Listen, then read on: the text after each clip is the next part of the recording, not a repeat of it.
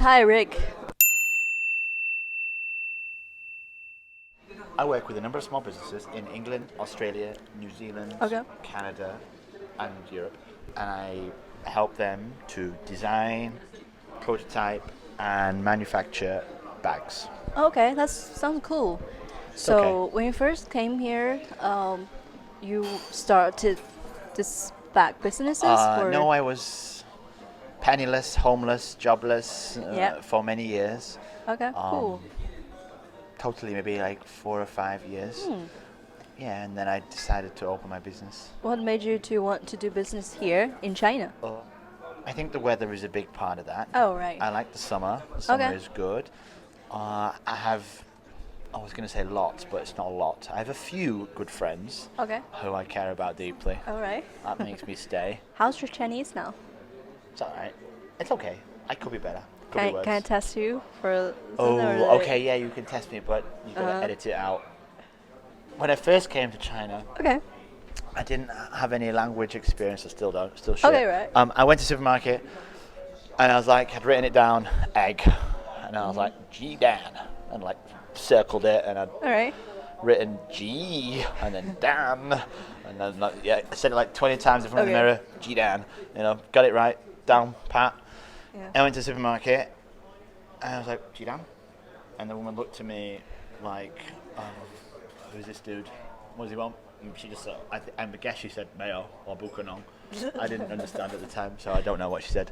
Okay. And I ended up like laying an egg in the Like middle, this? so going like pushing an egg out in the supermarket, and she just looked at me like I was from fucking Mars or something, and she just sort of went like, okay, I'm out of here, see you later, and that Alright. was the end of that one. Yeah. 你最喜欢中国的哪个地方？哦，在中国最喜欢的地方应该或者是是你最喜欢中国的什么东西？什么东西还是地对方？就我最喜欢的地方在福建那边，福建的人是最友好。福建的人是最友好的吗？我觉得这个不一定。我老家的人是最好的，云南的人是是吗最好的。你有去过云南吗？没去过，你应该所以要去我不能说云南。我应该要去。最喜欢的什么东西在中国就是是中国的什么东西是最吸引你的？I can tell you what it isn't. It isn't baijiu. ？OK， Yeah, I can tell you my first night in China. I was getting into my elevator, and I met a guy who has since left China now. OK， And he was like, "Hey, I'm Andrew. Nice to meet you. It's from Canada or America. alright， Delete is appropriate." And he invited me to his apartment, and we started drinking baijiu and green tea, like together. It was horrible. And at 4 a.m. in the morning, we were like running around the streets downstairs, like half naked. half naked。 Like not fully The naked. first night. Just that was my first night. Oh in wow. China, yeah. OK， Just causing trouble. Again, this is in line with me learning the language. yeah sure， I was sitting at home and I'd written down like G is chicken. yeah right， What else do I know? Oh, U is fish. Yeah, And then, I'd written them all down or whatever, right? And I got to the restaurant, I was looking at the menu. I'm going down. G, that'll do. I ordered this G, and it Yeah. come in like a big pan. And it wasn't G, it was Tianji. OK， It was a frog, but I hadn't understood that in front of G is the character for Tian, Yeah, and yeah. that makes it into a I frog. understand。 So yeah, I just sat there and kind of ate a little bit, OK， and then pushed it to one side, and then ran to McDonald's, and I think we got a yeah. burger. I think Any tips for people coming to China?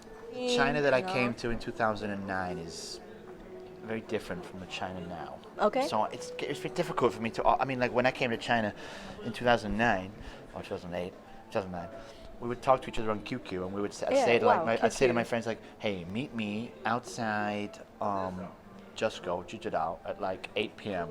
And sure enough, we'd be there. Really? You would like organize that's it, pretty and then when you amazing. went out, didn't have a phone for a few Yeah. years in China.